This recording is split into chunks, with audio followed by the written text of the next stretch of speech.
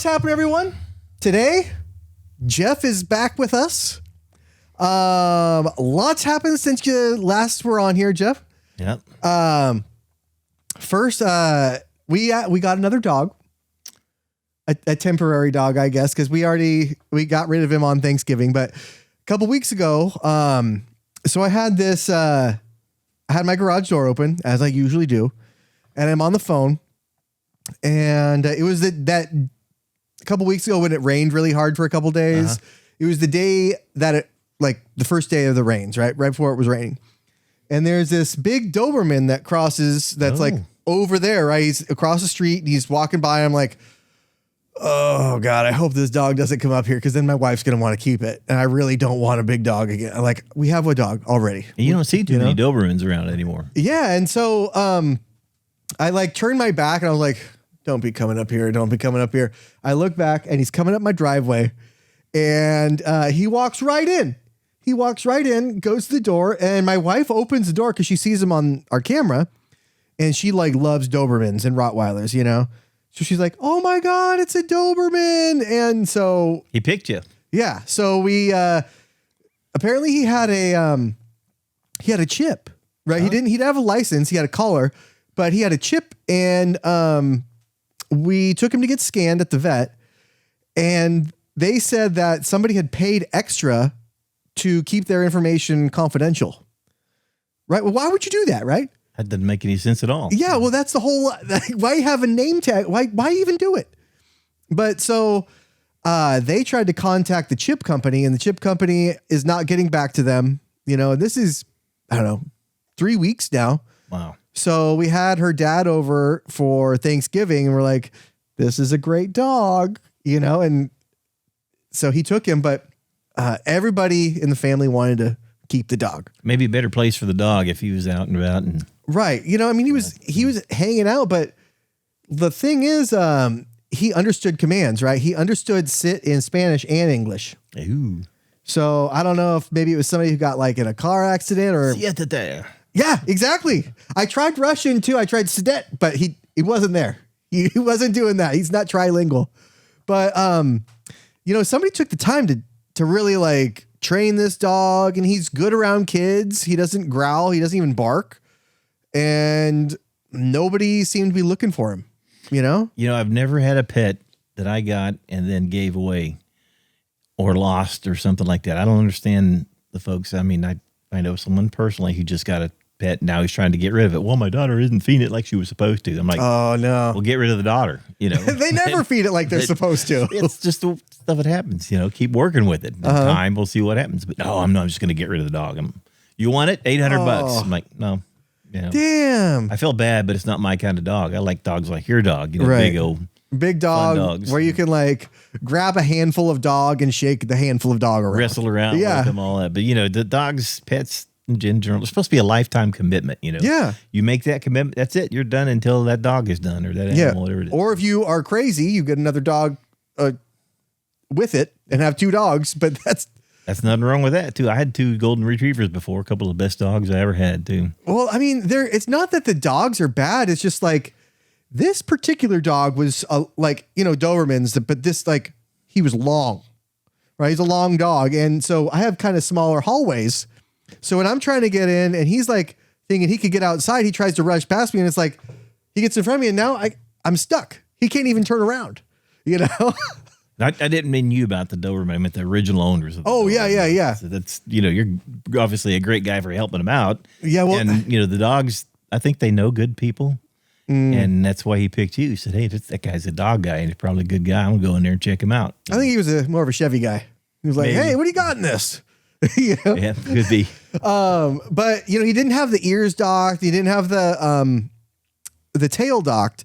And I have always been against that kind of thing where it's it's kind of a bad, but Dobermans, oh my gosh, that tail, I thought it was going to dent the car. Clean the table off, huh? Well, luckily we don't have a coffee table, but I thought for sure, because he was standing right next to the car and he was excited. He was I thought, oh my God, this is going to dent the door, and to get those doors off is a pain in the ass, but it's amazing what they'll do sometimes. My 2 Goldens, they are really intelligent dogs, but they have a goofy side to them. So when I first got them was when I first moved to Colorado. And I remember going to work and coming back one day, and they were downstairs, and they pulled all the carpet up and shredded the pad underneath. And I'm like, and this is a rental house.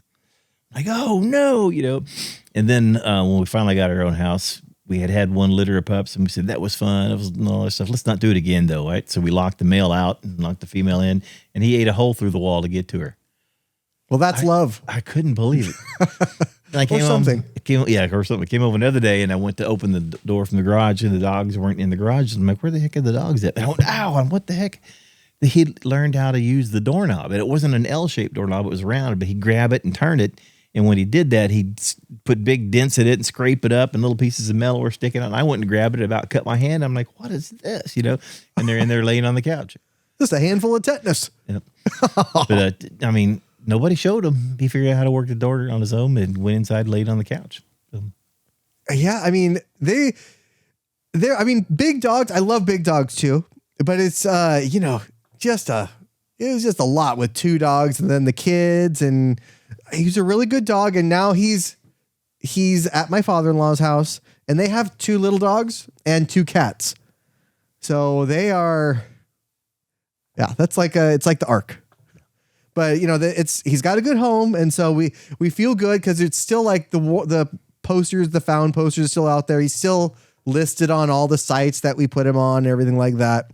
So if the owners do come forth, we actually, we have a way to get a hold of them at least. They are really, really lucky. Doberman's a big, tough, strong dog. I don't know if I told you about this. I get the squirrel problem in my backyard eating my garden up, right? Oh, yeah.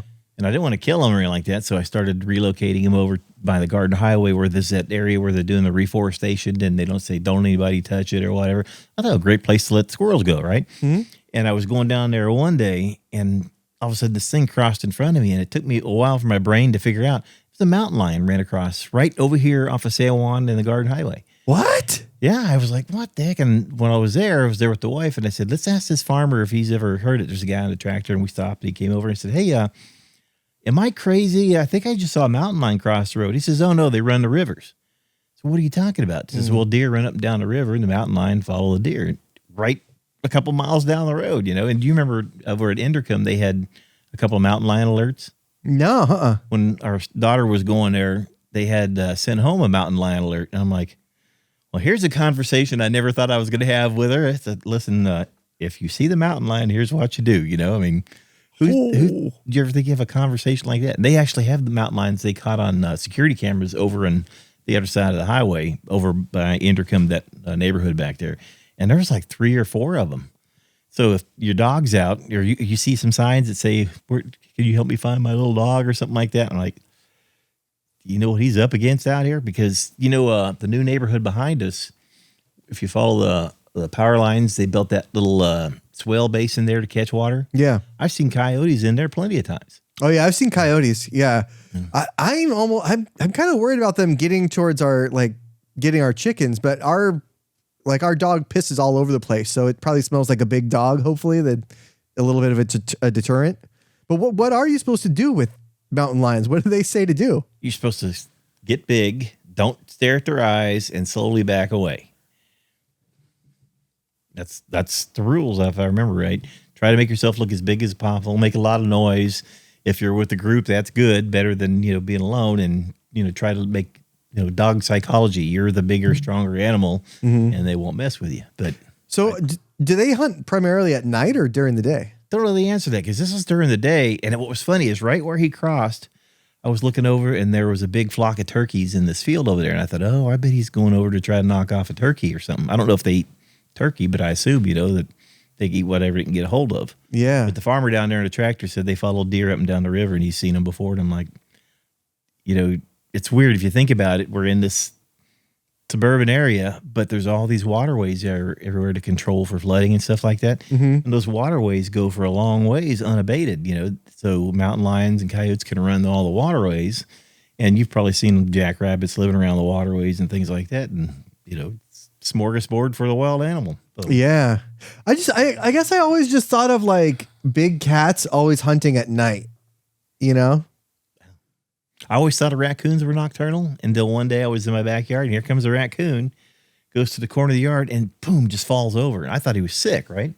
You know, my next door neighbor has chickens like you do, and they've killed her chickens before. And she had to redo her chicken coop to make it more strong so the raccoons couldn't get in because they were on top of her house eating all her chickens. And our landscaper down the street was going into the backyards doing his work, and he's like, why are there chicken parts down all these houses in the backyard? Oh, And it was the raccoons that got them, which I didn't know a raccoon would do that.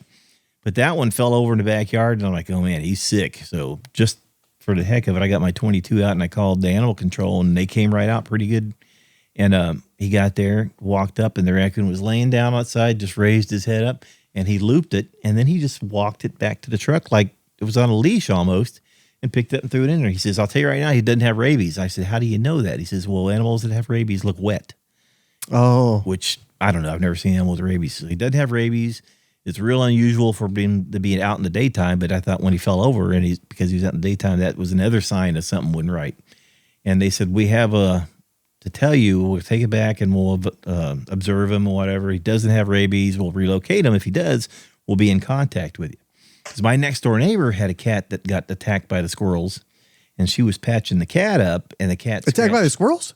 Or I'm sorry, the raccoon. Oh, shit. And she was patching the cat up, and the cat scratched her or something when she's doing that, and she went to the doctor, and the doctor said, sorry, you got to go through rabies treatment. So she had to get 25 shots. Oh, and in your stomach. I don't know where they give them to you, but I heard it's in your stomach. I didn't want to have anything to do with it. I thought, oh, man, you know, what happens if you do get scratched by a raccoon? You got to do the rabies treatments, and she had to do it, and I felt so bad for her. But God, well, you know, they say I read this article. I think it was a couple days ago that raccoons are domesticating themselves on a whole. So like they are coming out more in the day. Their snout is getting shorter, like to be, you know, to I guess be more attractive to humans. You know, but they're gonna live amongst us pretty soon. I had a friend who had pet raccoons out in Wyoming, and he was a high school buddy of mine named Lance Frisbee, and that's a pretty cool name. Yeah, I always thought he was a cool guy in high school. It's funny, when we were in high school, he had this long mop of hair and everything. Now he's totally bald, so it's weird. It's like, you know, I guess you enjoyed it when you had it. Yeah, but somehow he ended up with a couple of raccoons as pets, and he named one of them Peaches, and he was building his house in Wyoming that he's going to retire at, I guess. And he hunts elk out there. I'm looking at his place and I'm thinking, oh man, I'd love to go out there and knock off an elk. But he shows Peaches running around the frame of the house as he's building it. And it was just like a family pet, you know? They are really smart, but you know, we have had issues with raccoons trying to get our chickens, like you said. And on the top, so the top of the chicken coop is like this corrugated kind of like it's corrugated roof. So, you know, but in the bottom of it, it's the roof is like chicken wire. It's 2 layers of chicken wire. And a raccoon had got in there under the roof and got right in between the roof with corrugated and the chicken wire. And he was like reaching his fingers in there trying to get a chicken. And he like grabbed the comb of one of them and like cut it. But then he was popping the little chicken wire things, like the little rungs on the chicken wire, like to get in, to cut a hole in basically the roof of the chicken coop. And that's just wild that they can just pop those things like. And my wife told me to come in. So they're up against the kind of like the neighbor's house. So I didn't want to shoot at the neighbor's house, but I did get the slingshot out, and she was shining the light. You could see their eyes glowing in the little, like the Joshua tree things. And I just a little wood pellet, and the eyes would go out. And so 4 pair of eyes, little eyes went out, and you could tell it didn't kill them, but like they scurried away and they haven't been back. Good. That's probably a good deterrent. Yeah. It's too bad. They're real darn cute, but dude, when they got in my backyard that one time and they used the bathroom back there, oh my God, that smelled. I'm like, what the? Something die back here, you know? Oh. But it was just the raccoons pooping in the backyard. They do wash their hands, though, if they can. You seen them washing their hands? Yeah. But speaking of your backyard, or yard, I should say, Somebody recently broke in and tried to steal your bike, right? They did get into the backyard too. So this is the second time that someone's tried to take a bike from me. The first time they got it. And I never thought they would come into the backyard, but they opened my gate up, came through. I had 4 bikes chained up in the front part of the side yard, and I had my brand new bike in the back, but it didn't have a chain on it or anything like that. And who would have think that someone would pass it forward to come to this? And somehow I think they targeted me. I think the homeless people here know everything that you have in your garage. Yeah, no doubt. And I remember when they stole a chair of mine once that was in the driveway. And I went over to the homeless camp, and I was telling this lady, I said, you tell whoever has got that, if he brings it back, I'll forget about it. But you also tell him that if I find him before he does, you guys will never see a piece of him again. She's like, I'm going to pretend you didn't see that. And I'm like, let me repeat myself, right? But she goes, oh, you're the guy with the boat. And that's when I used to have a boat out front. I'm like, how the heck did she know that? Well, I think they know everything about you. I think they know everything you have, and I think they target you. And I used to ride the bike up and down the path on the other side of San Juan before they had the one behind a house over here. And someone must have seen it and figured out where I lived and came and got it. I don't know if the same guy or not.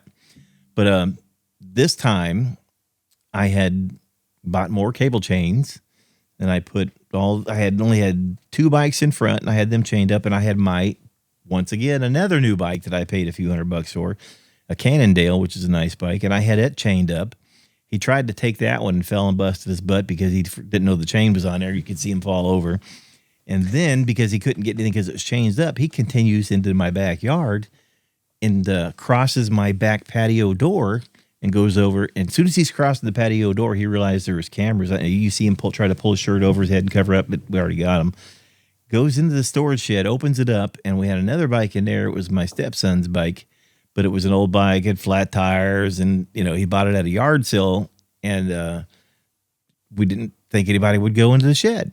Sure enough, he opened the shed up, took it, walked over to the fence. By the way, for the criminals out there, if you open up a building of any type, it doesn't have to be occupied by humans, doesn't even have to be built for humans.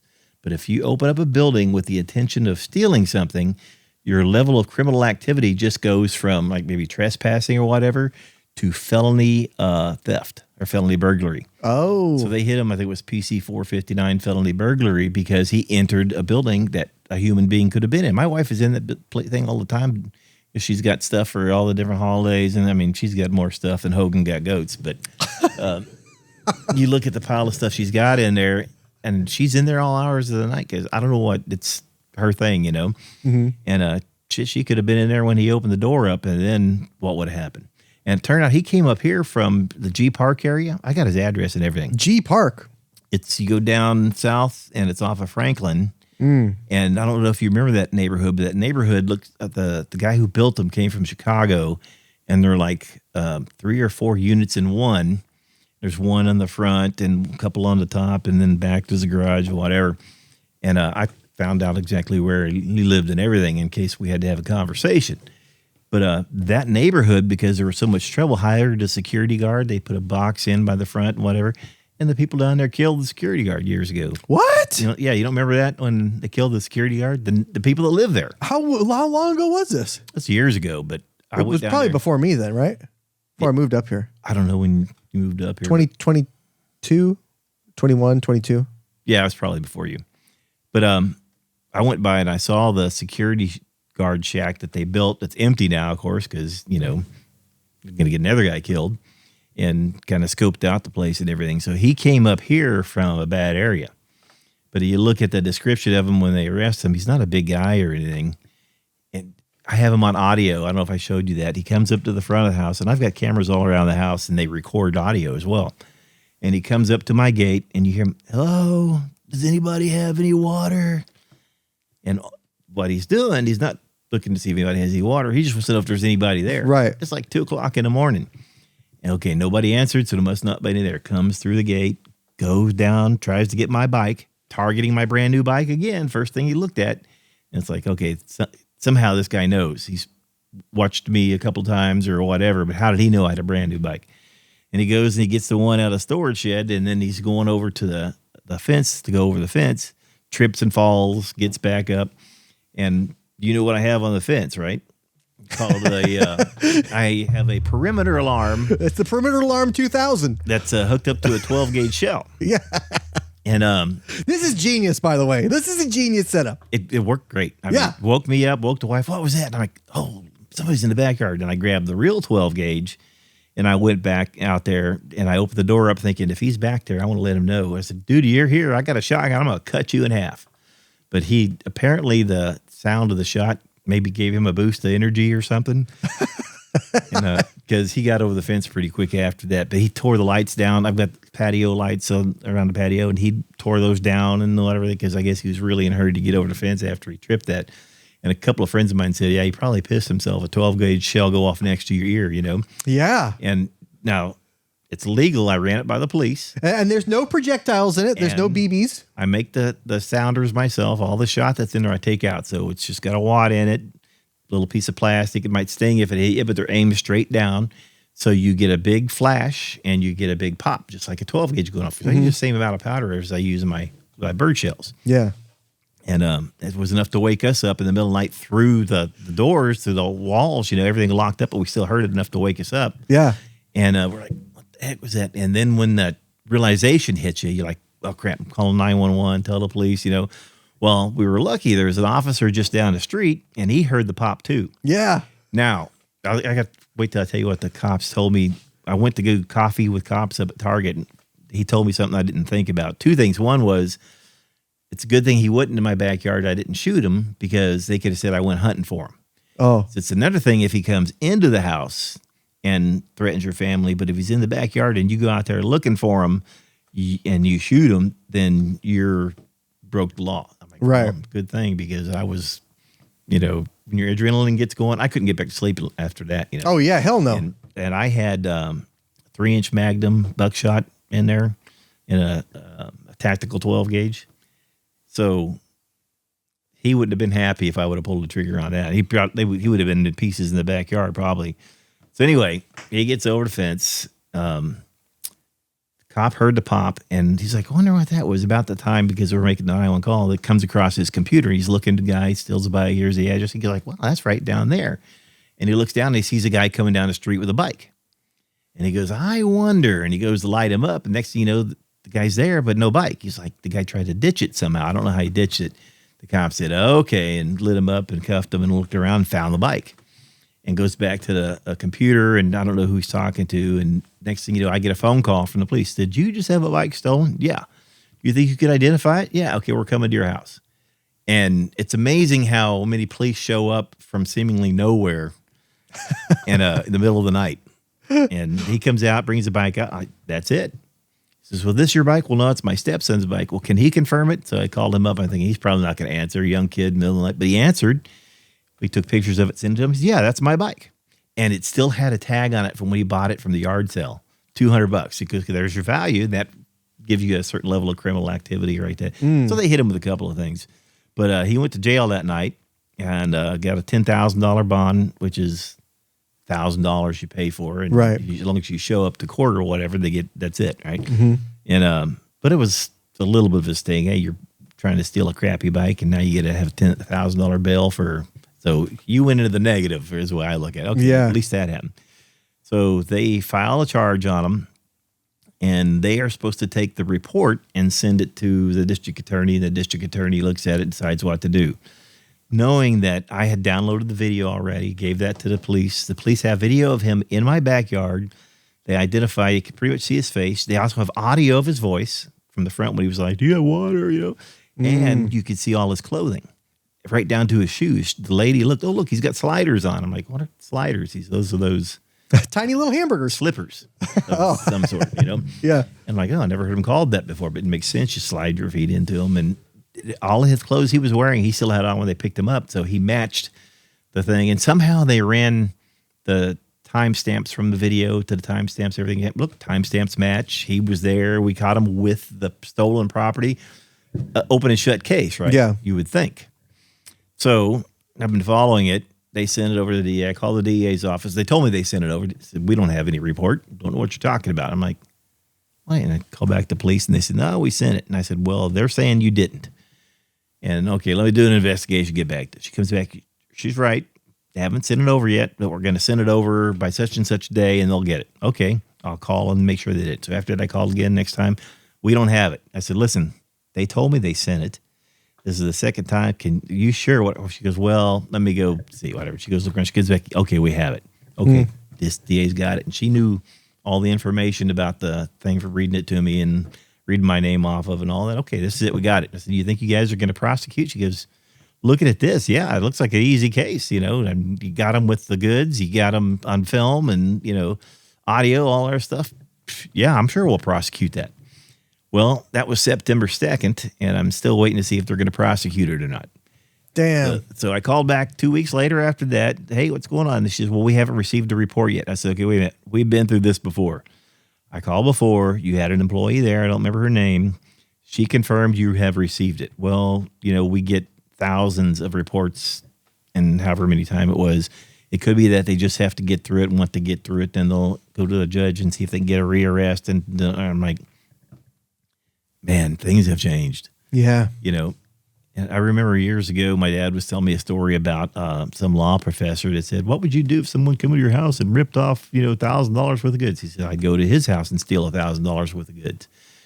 You're like, wait a minute, you know, you're attorney, law professor, all that. He says, yeah, but by the time you got to the court system, it'd cost you so much it wouldn't be worth it. Just go over there and rip them off. They're not going to do anything to you. I'm like, really?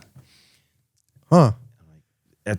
I almost wish I hadn't said that, but that supposedly was a true story. And it makes you, when this happens, you think, man, maybe I should just go find something or whatever. But I'm not.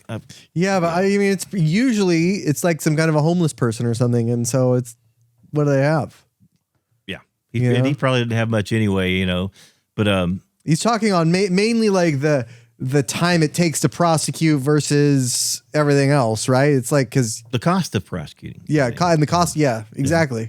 But you know, he came up here from a bad area. I was talking to another friend of mine who's lived up here all his life. He says, Jeff, that's G Park. He said, you don't even go down there during the daylight hours. I'm like, really? He says, oh, it's a bad area. And I don't know enough to say, yeah, it's a good, bad, or whatever, but doesn't look like the best area. But, you know, broad daylight, you would never know. But apparently it's not the best area in the world. But so the 12-gauge strip worked, woke us up, gave us time to call 911, get my real 12-gauge, go out there to see if he was out there.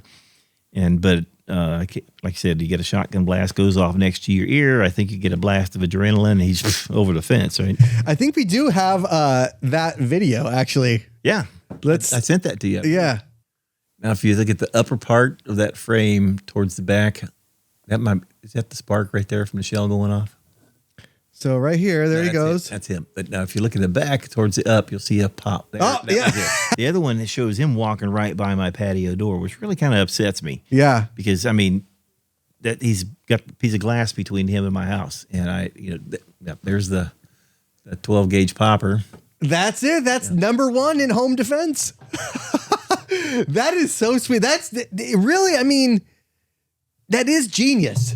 Yeah, I don't know who came up with it, but I saw that, and after being ripped off the last time, and I thought, you know what, I'm going to put something up. I probably never happen again, or whatever. And then there you go. You know, God, I mean that's so. I mean, just the ingenuity in it alone makes me want to fill it up with fish hooks and rock salt and glass. You know, that's basically a claymore. I made some shells like that once for a guy. He says, I get this guy, it's harassing me and my wife. I don't want to kill him, but I just want to really make him uncomfortable. So I said, oh, I got something perfect for you. So I loaded a 12-gauge shell up, actually probably a whole box of them, and you take a piece of cardboard and you cut it to make like an X, and then you have 4 different compartments. And I put one with fish hooks, one with rock salt, one was glass, and I can't remember what I put in the other one. Won't kill them unless you shoot them real close, but... What's the point of separating them? That was an instructional thing that I read. I mean, you could probably put them all together. I don't know why they wanted to separate them. But I did what it said in this, I don't know what it was, the Anarchist Cookbook or something like that, you know. And I was thinking to myself, man, can you imagine digging out, 30, 40 fish hooks out of your butt? With rock salt all around and glass. Oh. That would ruin my whole day. Yeah. So you brought something today. Oh, yeah. What'd you bring? 1967 Pontiac GTO. And for people that don't know, I mean, this is I mean, if you don't know, then I don't know why you watch the show, but it's one of the most sought after muscle cars that there is. The original muscle car, I believe people call it. Yeah, actually, yeah, it was the Le Mans that started it all, right? GTO 64? started out as just a package, and it sold so well they make it its own line, and started making GTOs. Yeah. Similar, but initially it was just an option you bought on Le Mans, or they say Le Mans. So, yeah, we say it Le Mans here because it's America. Yeah. But so did the Mustang come before the GTO? I don't know the answer to. Yeah, it did because there's the 64 GTO, right? 64 GTO. Or there's 64 Le Mans. And, there was 64 and a half Mustangs, or maybe even Mustangs before that. So around the same time. Yeah, because they came out in 64 and a half, right? Mustang? That was the first half of the year. Okay. Or that was the first iteration. And then, but there is a 64 GTO, right? So they had a 64 Le Mans. That came out, right? Didn't it start in 64? Man, you're testing my memory. You're within a year. Yeah. At least. Yeah. But this is, they looked like that until that's the last year they looked like that, right? 67 was the last year of the A body. Yeah. And after that, they went to the different body, and that's the one where they made the Judge. Yeah. I love people have their tastes, and I just love the Judges because I love that late 60s, early 70s, like, You know how they hunk of metal look. Do you know why they called it the Judge? Huh. DeLorean was the guy who designed the GTOs, and he was friends with Sammy Davis Jr. And you remember the movie or not movie, TV show Laugh-In, Rowan and Martin Laugh-In? Oh yeah. Uh-huh. Do you remember when they had that wall of people and all the different colorful stuff and the I don't know what the font they would use in words? Mm-hmm. Well, the Judge looks exactly like that font. Yeah. And Sammy Davis Jr. would play that. Here come the Judge. Here come the Judge. Oh, that's why? I believe it's why. So he named him after his character, the Judge from Laugh-In, and he used the same font as they used on Laugh-In, and that's how it got the Judge on the back of it there. Oh, you see that writing always reminds me of Soul Train. Yeah. But like your year, it's obviously you've been working on this for a long time. Years. And as many project enthusiasts do, that's and it's what you not sign complete. on for. I still got a lot more things to do. Show me one that is complete, though. Yeah. That's the thing. Even this isn't complete, but you have you recently. Well, let's take a look at it. Let's just take a look at it, and we'll talk about it. Okay.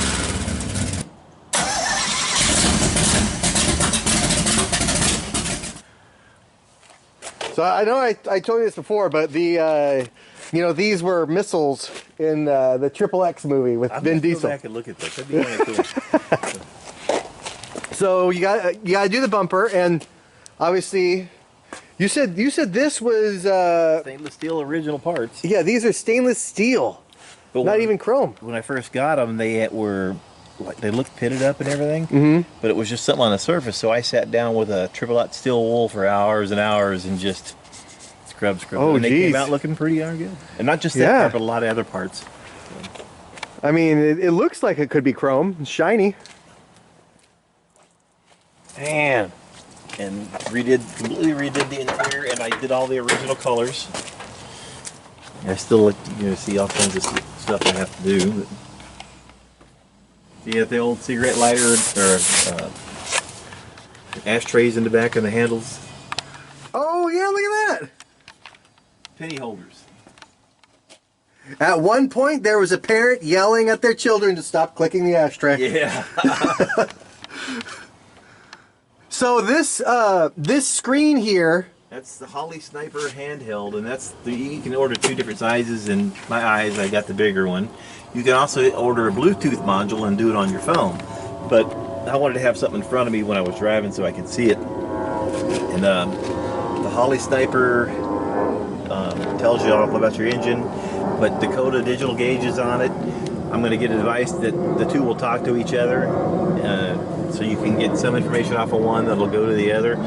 It's got the Tremec TKX 5-speed in it. Oh yeah. And I had to do some work on that tunnel hole there a little bit, but I'm going to close that up with a boot and have a console built. I don't like the steering column or steering wheel. I'm going to change that out and put another one in. You don't like the column? What's wrong with the column? It's, you know, it's kind of a cheap one. I painted that column myself. Oh really? And oh, it looks good. when I got the column, it came without a bracket that mounts to the bracket underneath the dash. Well, I did it. Makes one that has the bracket on it already. So when I welded the bracket on, I didn't do a good job. It's lots of stuff I need to redo. Man, this is supposed to be the original color off of the data plate. It was a Fremont car ordered with the HO option, and it was just high output. It's got the original 400 in it. When I got it, it had a 389 in it that he'd taken out and put the 389 in.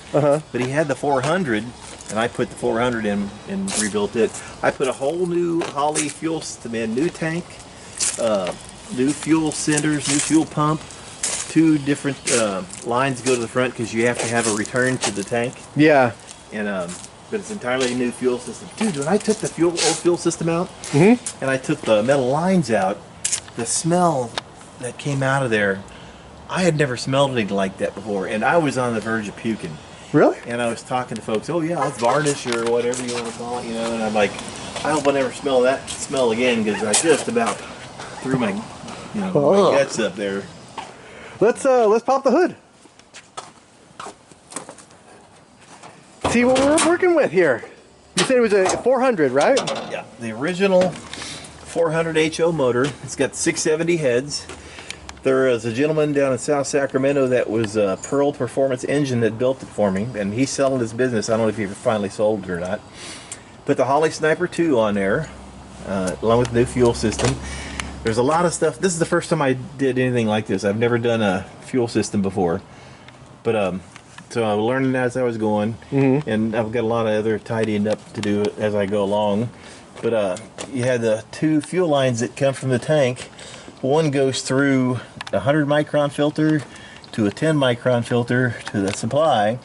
The return goes back to the fuel pressure regulator and pressure gauge, and then back to the tank. And that's where they said they wanted the regulator, was on the return side. I don't know why, but I guess it tells you that you've got pressure throughout the system, once you fire it up. And I did the Holley, what do they call, the Hyperspark distributor with the Hyperspark coil, did a hydraulic clutch, the new brake. I bought a brake reservoir that looked like the original, and of course it comes from China. I don't know if I sent you that picture or not, and it was cracked right out of the box. Oh, of course it was. So I was like, my brother said, Jeff, go buy a chrome one. He recommended this one, and I put that one on there, and it works pretty good. It's got the March Serpentine kit on it, which is this right here. It's going to be the air conditioning pump, the alternator, the power steering pump, tensioner, fan.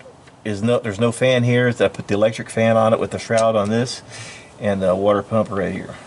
And that's a Kaufman Racing housing over to the timing chain and everything like that, and good stuff. They run a dragster called the Tin Indian, and they make parts for Pontiacs. And apparently he holds some kind of record with the dragster with the Pontiac engine. Oh, really? Yeah. But I talked to them over the phone a couple times. They were real helpful. Holley, March, all these people, you call them up directly, their tech line, they were some of the most helpful folks ever. You can see I haven't tied in my heater coil yet. I've got this to bypass that heater coil. I'm going to put a new one in. Maybe I'll do the vintage air one of these days. And do you remember originally these didn't have overflow tanks for the radiator? Oh, really? They just have a hose going down. And I'm like, is that the way that is? What is this? Well, this is the windshield wiper. We're going to get that done. I'm like, why doesn't it have an overflow tank? Well, it didn't have one originally. Yeah.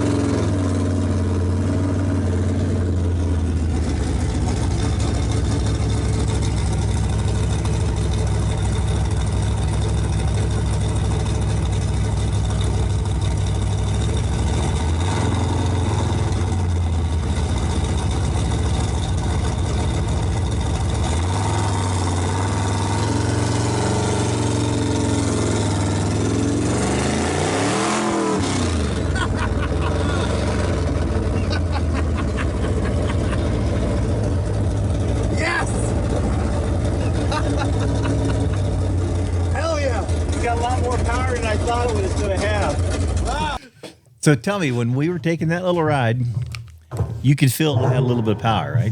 Oh, yeah. I mean, that thing hauls ass. You can tell that's, it's weird to say, but you can tell that's a 400 because it's a whole lot down low and Torquey.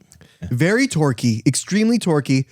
But I have to think it would be a little faster once you have a cross pipe in there, because doesn't that help with fuel injection?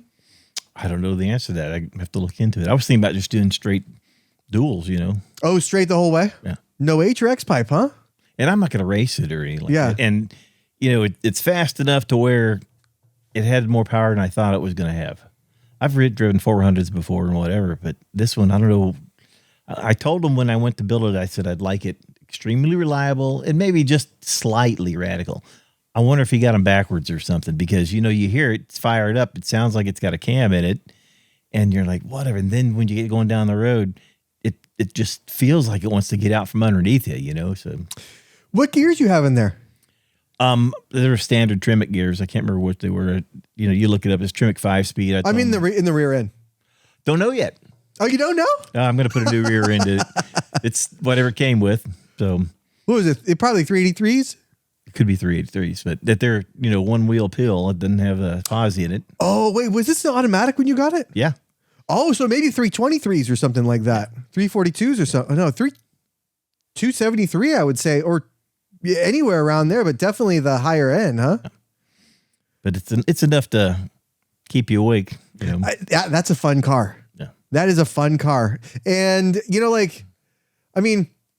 I'm always worried about the cars that have open headers, because I'm like, oh, don't get on it too much because you might bend a valve. How realistic is that to bend a valve if you get on it?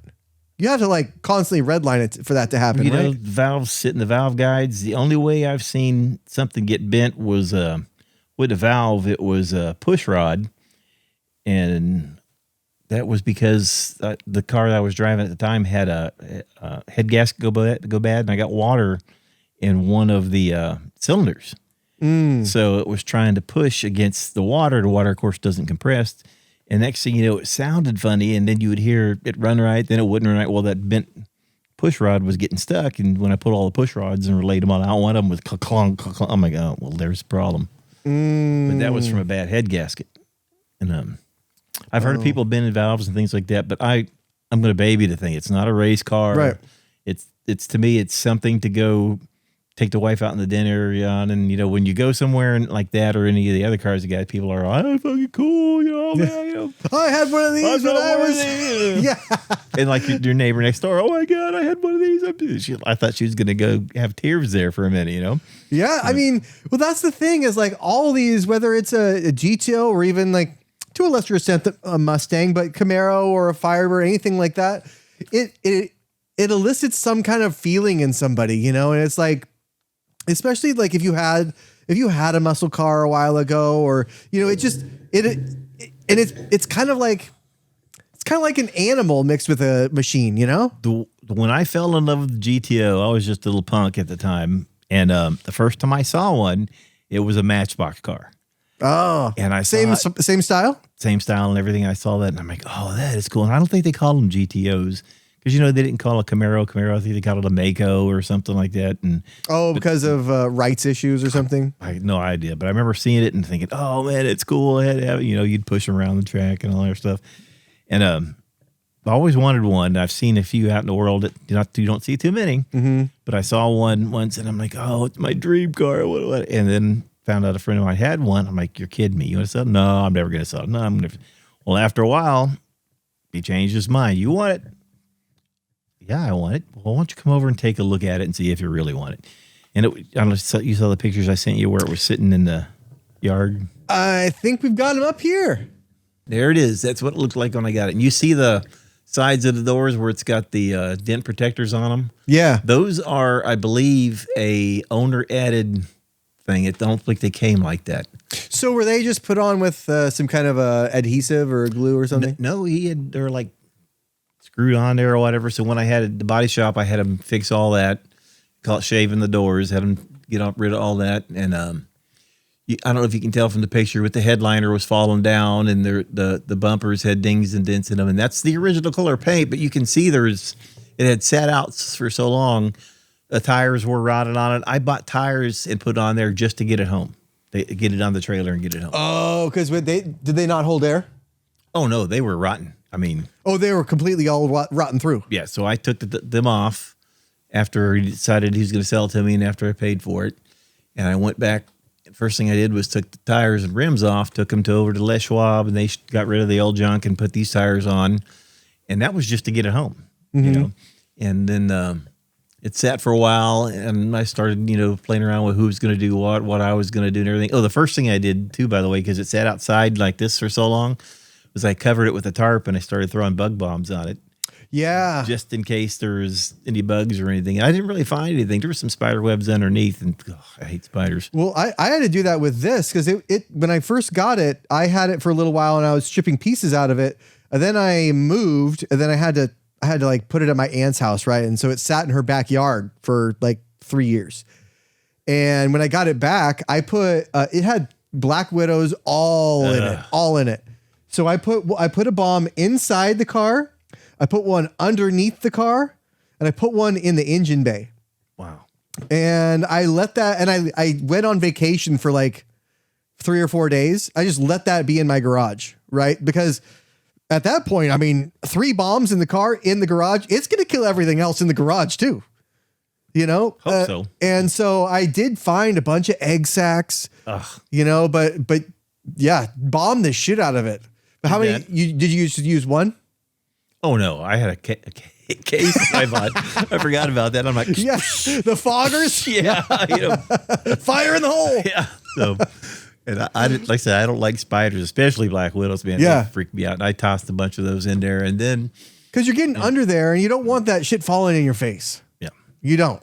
Yeah.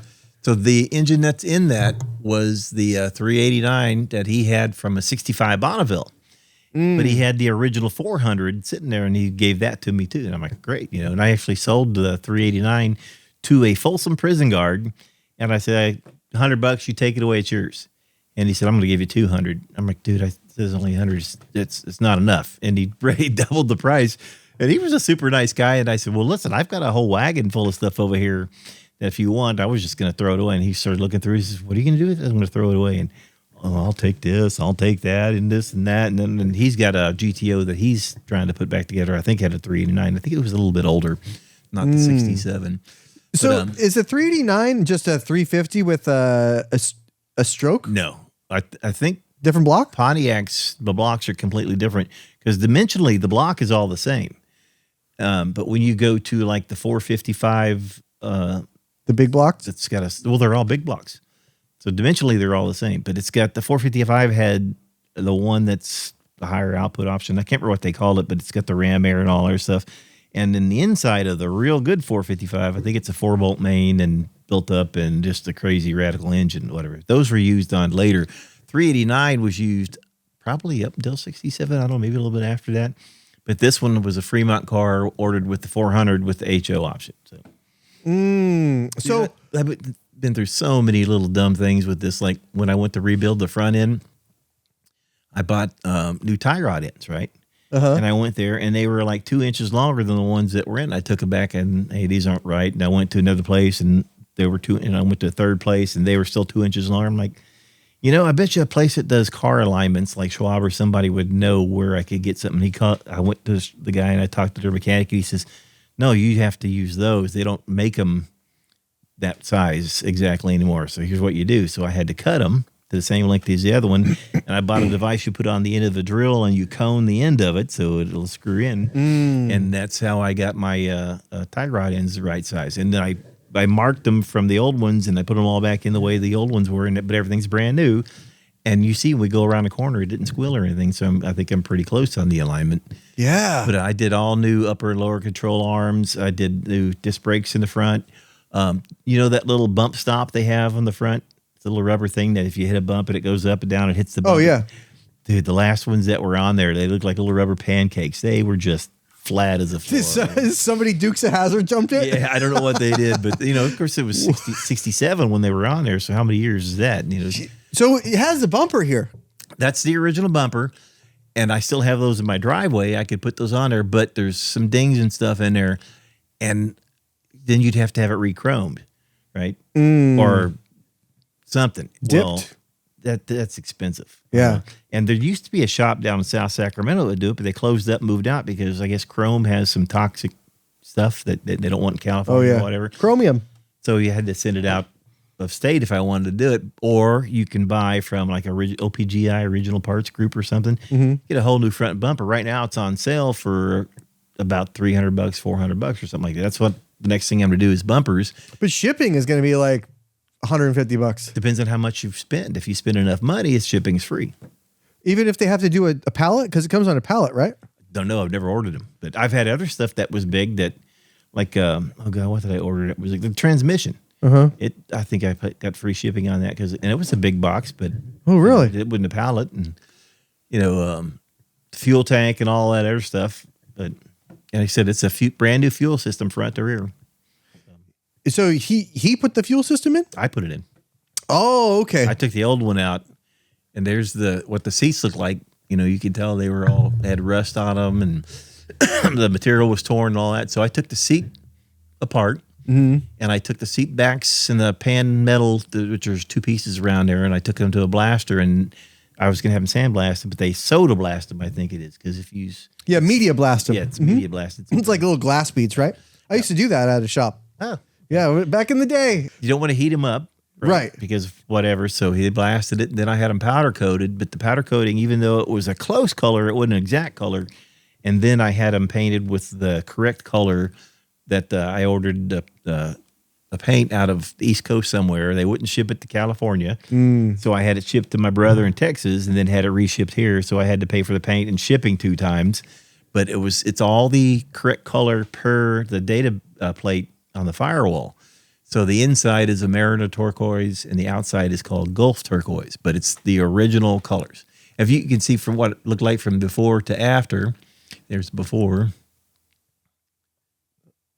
and there's the after. Look at that. Yeah. And I had the mechanicals on the inside. There's a guy over in Folsom that does it. He went through it and fixed everything. I mean, it was great. Like when I had the side windows done, they weren't rolling down. Well, took the door panels off because those were all boogered up. And you found they're kind of like a weight that goes on the bottom of the mechanism.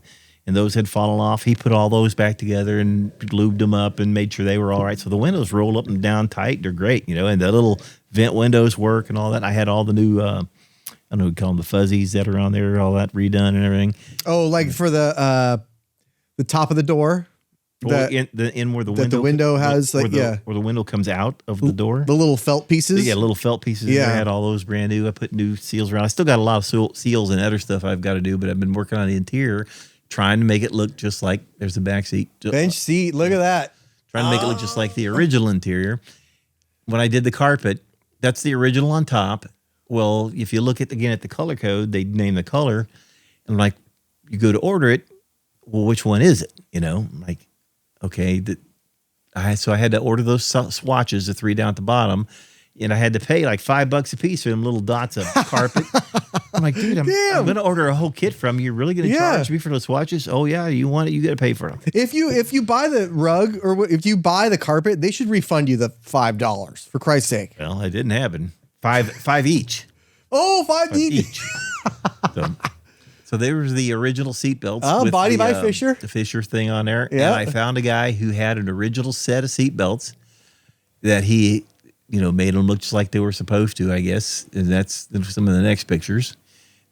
And, when you take the seat belt and you pull it out of the little, I don't know what you call it, the ratchet thing that pulls it back in. Oh, yeah. Remember that little GM sticker that's always there? Well, they didn't have it on these, so I had my wife take the thing off of the old belts that were there, and she re-sewed it on these seat belts for me. So it looks just like off of that's the whole set when I was taking it apart. And, what you can see the sticker at the very top. That's like the third piece. Oh, yeah. I think is there back at there we go. There we go. There's a sticker from the original that the wife sewed on. Yeah. And now they look just like they came off the factory. It's writ part numbers and all that. And, get the body by Fisher door or the things that go in the bottom of the door there. It looks just like the little carriage on there. And I don't know how common those are, hard to get, but they're easy for me to find. And what was the next picture you had up there? This one, is that carburetor? That's the original carburetor. That's the Rochester, or some of the guys used to call it the Rompchester. Yeah. And it was a spread bore carb, so I don't know if I have a picture of the bottom of it, but the butterfly holes in the front are smaller, and the butterflies on the holes in the back and secondaries are a lot bigger. And I took that to a guy, and he tried his best, but that's what they looked like before I polished them. But he couldn't redo the carb because it was too far gone. And I thought to myself, well, you know what? If I got to redo the carb anyway, I may as well go fuel injected. Yeah, that's a big may as well decision, though. Yeah, that really is. You're signing up for all kinds of different things. So because I know a couple people that are actually looking to do this on their car. That it's an older Mustang or older. In this case, it's a Mustang, but it's right now it's a 306 in there.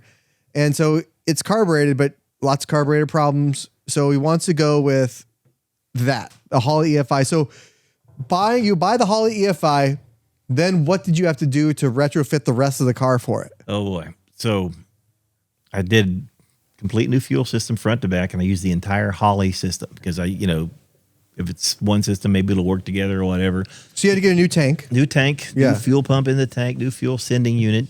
And instead of using the old flexible fuel lines or whatever they run up the side inside the frame, I got the not EFI rated. What is it? Chemical that they flex fuel? Flex fuel rated ones. Yeah. That stuff. Have you priced that out? It's very expensive. I think I paid $200 or something like that for the fuel lines, maybe a little bit more than that. And then you have to put the A and N connector ends on them. Mm-hmm. And those are expensive. And oh man, my hands were so sore after putting those on after a while. To try and use the flaring tool on it? No, you tape the thing and then you cut it with an angle grinder. So the outside is kind of like a plastic, but it's got an inside band of steel and 2 layers of the rubber that are, like you said, rated for alcohol and all that other stuff. And then you have to run those to the front. It has to go through 2 different filters, 100 microns and then a 10 micron. So you're getting clean fuel to the thing. And you have to have that go to the end of the carb, and the out of the carb has to go through the fuel pressure regulator and has the gauge right there, then back to the fuel tank. And the fuel pump has to be connected to the sniper. The sniper's got I don't know what you would call it, a PDM or something like that. It's power distribution module, and it's got a built-in relay in it, and it doesn't just come on. The sniper says, oh, it's plug and play or whatever. Well, yeah, it is. And I love it. It's great. But after you plug it all in, then you have to program it. So there's another P in between those. Yeah. You have to program the fuel sending unit. And inside Holley, they have so many fuel sending units built into it as factory standard. If yours is in there, it's great. If not, you set it on a position where I think it's test, and it sends a signal to the fuel pump or fuel sending unit, and it reads the resistance of it, and then it and does some kind of calculation or whatever, and sets it up, and then you can see your fuel level, and then you have the fuel pump, and then you have to program. You got to program your speedometer, which I haven't done yet because I have to find a place where I know exactly a mile. So you go to where you program it, and you're at your mile. Then you drive a mile. You don't have to be fast. You can even stop in the middle as long as you don't back up, and then finish that exact mile and hit the button. And it'll program your speedometer. As long as you don't back up. Wait, so because if you're going 1 mile, you stop and continue, you're still going 1 mile. But if you go forward, then back up, then go again. Oh, then you're going more than a mile. Yeah. Oh, I see. I was worried because Ferris Bueller's Day Off when they try to make it go backwards. But the sniper has a GPS speedometer that'll show on theirs, but it won't show on the Dakota Digital, so you got to program the digital ones. But the sniper also shows the tach, or how fast the engine's going, but it doesn't show on the Dakota Digital. And I could have added another sensor to tell you the tach, but I found out that Holley and Sniper got together, and they make a device. Of course, you got to buy it. It goes in between the 2 systems, not Holley and Sniper, Holley and Dakota. Yeah. And it takes information for one and sends it to the other, so you have both on the same. So I got a tach on my Holley Sniper handheld and the tack on the Dakota, they'll say the same thing. But information that, I wired to the Holley, it doesn't just automatically go to the Dakota. So you have to have this device, and that makes them talk in between. So could you have hooked up analog gauges to that?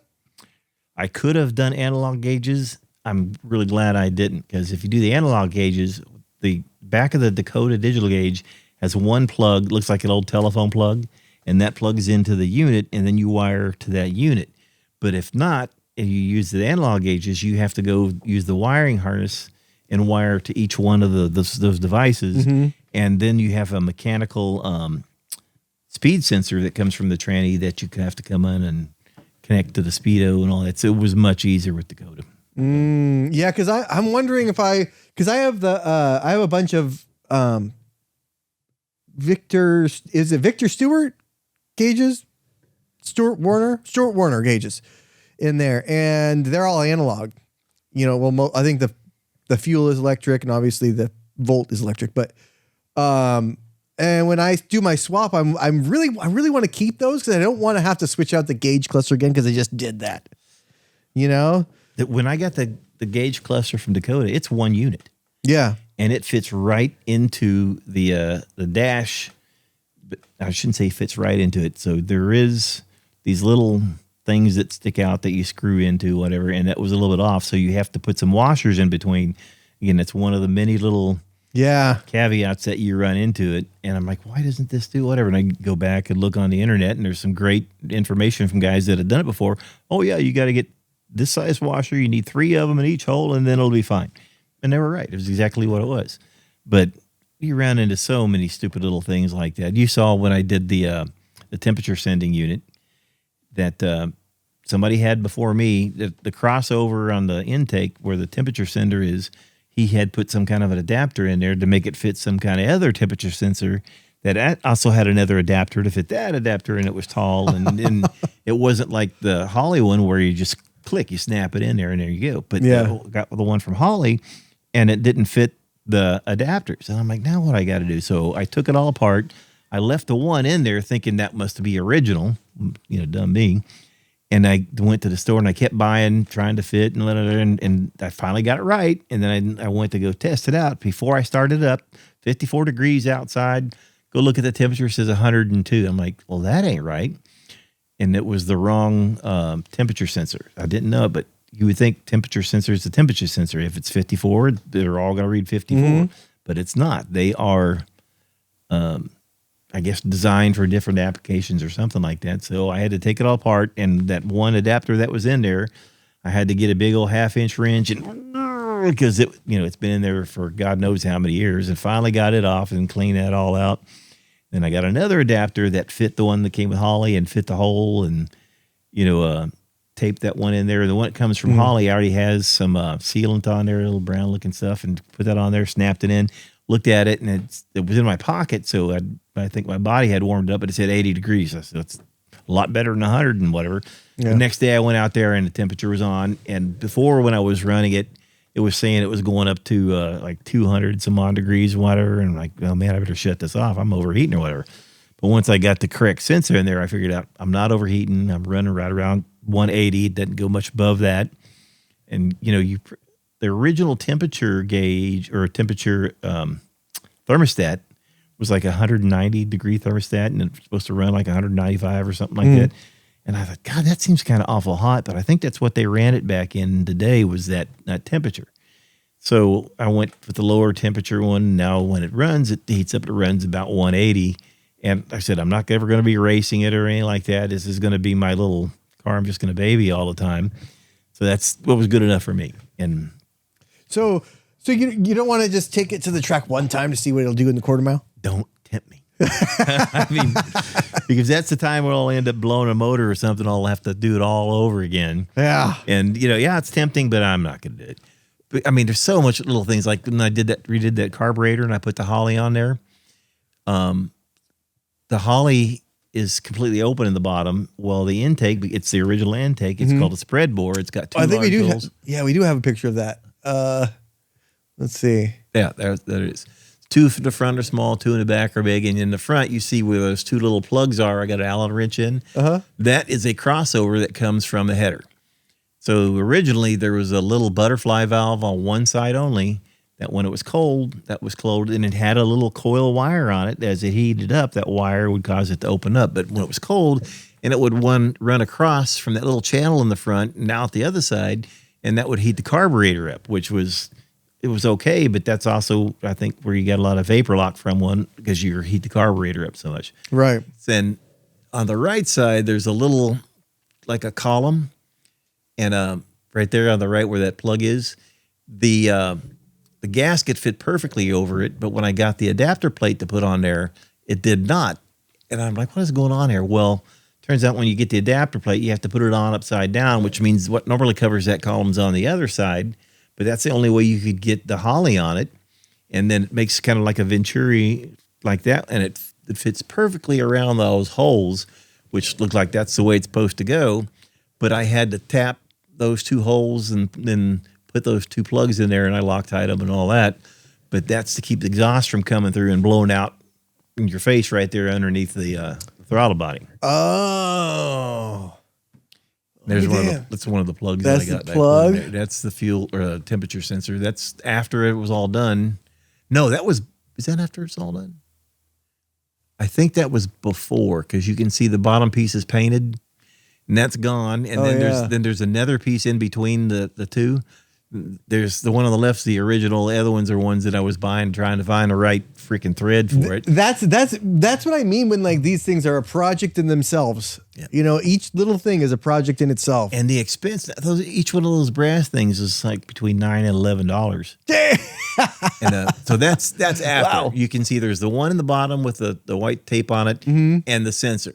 That one was the one in the bottom. There's a one in the middle, and then there's the sensor. You can see like 3 hex nuts there. Yeah. Well, when you do that, the stem that's supposed to be in the water to tell you the temperature, I think it sits a little too high, and it doesn't make it down there, and you get an air gap.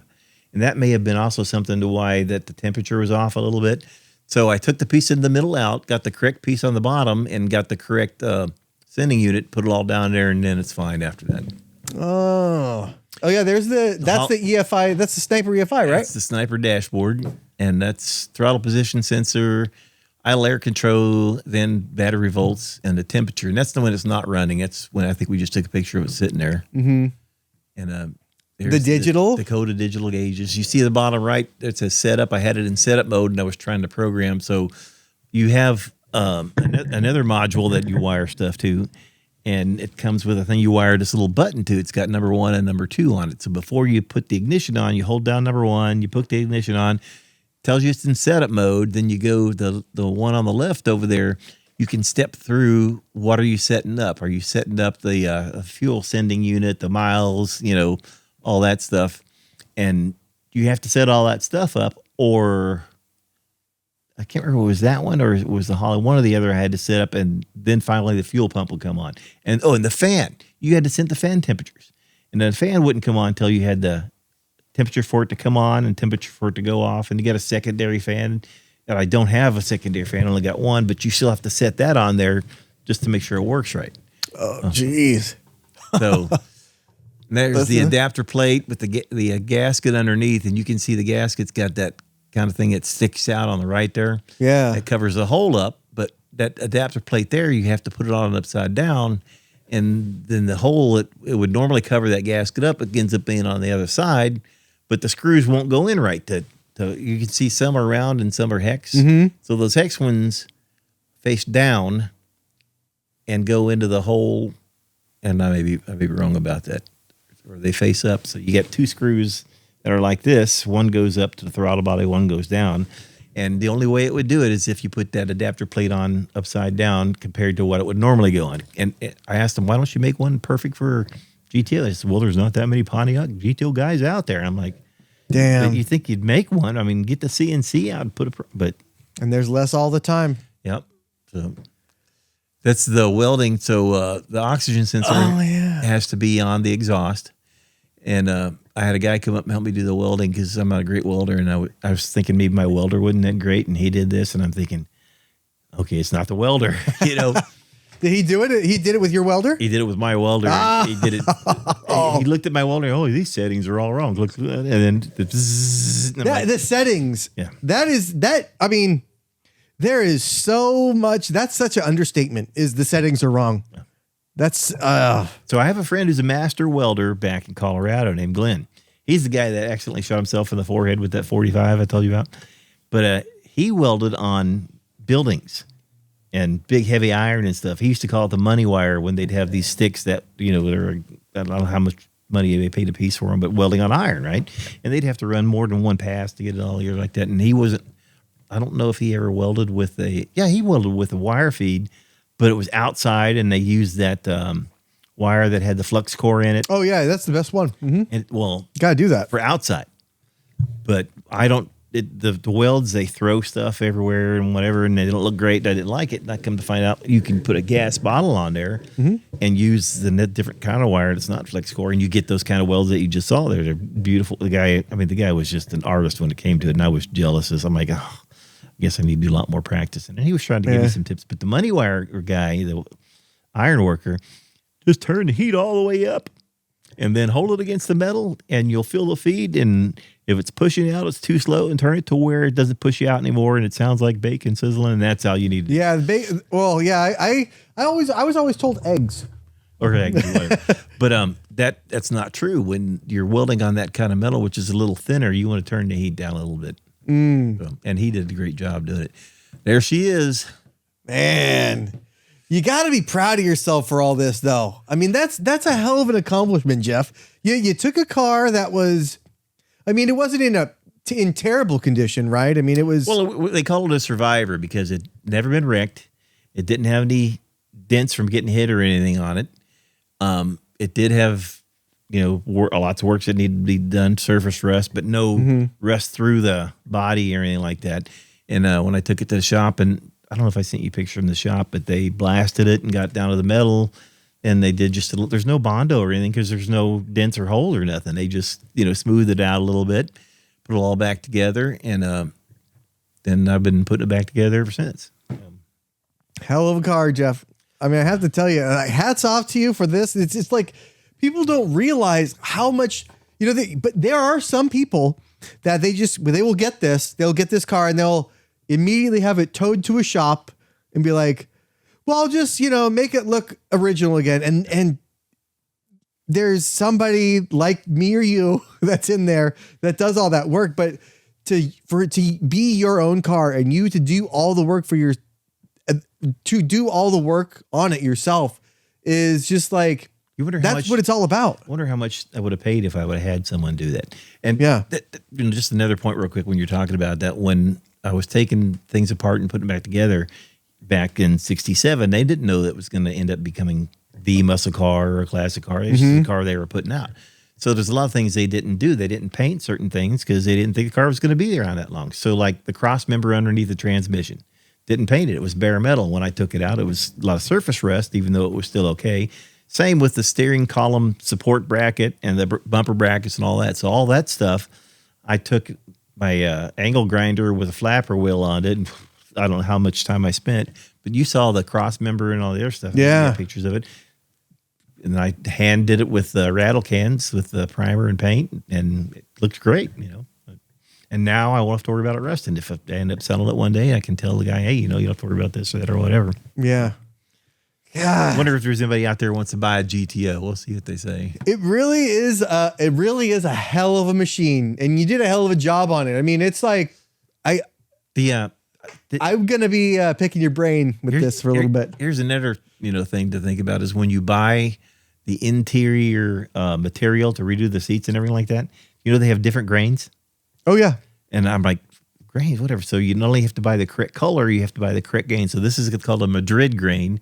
And it's a turquoise interior, even though it's not really turquoise. It kind of looks kind of green, but it matches the marina turquoise on the inside, the Gulf turquoise. Everything, the color and all that stuff I picked was because I decoded the data plate on the firewall, and that's what it said it was originally. So this is what it looked like when it come off Fremont line. You see, well, that was whoever ordered this off the Fremont line had some taste because my car was piss green that piss shit green, and the interior was blue. So it's like, I would not, I mean, I'm not obviously that kind of person that would restore it. And I shouldn't have. If that was the colors, I would have done something different too. But you remember back in the day, I mean, people had weird choices in colors. Remember avocado dishwashers and that's it. Yeah. It was perfect with that. And it was meant to have popcorn ceilings on the headliner. Everybody had the giant wooden fork and spoon on the wall, Yeah. Now they have the live, laugh, love signs. All right, Jeff. Well, thanks for coming by. My pleasure. And we'll have you on again, of course, as you're a regular here. But wife wants me to do a project for her now, and I don't know if I can do it. She loves the old Willys trucks. I don't know. So she wants me to buy a Willys truck and do it for her. But if I do it, because she's a tiny, I'll have to have it lowered. She already tells me she wants it to be a small metallic flake, not red, what do you call it, maroon, with leather interior, and she's naming all this stuff. When she's naming it, I'm just going cha-ching, cha-ching. Just make sure you finish this first. Yeah. I want to be able to get this in a condition to where if I to go down to the March meet, that, not only will I be proud of it, but a lot of people like to look at it. And you saw the pictures of my brother, right? Putting that together. We're going to go down there. Did you see the guy I told you that guy that totaled his car? He went out, he built another one in the garage, the long car. Oh, yeah. You sent me the video on that one. Yeah, so he was there in the March beat this year. I don't know if he did any good. I saw him do a run, and the one I saw wasn't that good, but so I don't know overall how he did or not. I have to go back and look at it, but man, you got to come down there, and it's so much fun, especially if you get put on your team or something like that. My brother was always looking for someone, and there's little stuff you could do and still be on the team. Like, for example, on the funny car, someone has to start it, and then someone has to pull the safeties off. It's got safeties on the parachutes, on the fire bottle, all their stuff. You pull those off, and then you run around and you show you the things to the driver so he knows he's good to go. Another thing you do is when you have it lifted up and you've got a metal bar just holding the body up, right? So someone has to go up, take the body, and take it, put it back in the car. It's a dumb little job, but someone's got to do it. So if you come down there, I'll try to talk them into putting you on the team, and you can, Yeah, that'd be fun. I'll see if I can make it down there. One thing I learned the hard way, and I was a guy on that bar one time, and okay, I got to get it out here and move it fast. And it's like, no. Slow is smooth, smooth is fast. Don't do anything fast. Do it nice and deliberate. Move it, take it over there so you don't screw anything up. Because once you see what holds that funny car body on, you're like, this thing's held down by like a little Velcro. Yeah, it's not much better than Velcro, but it's a lot of fun to do. Yeah, well, we'll see. I'll see if I can make it down. All right, be awesome. All right, Jeff. Well, till next time, huh? Yep. All right. See you guys.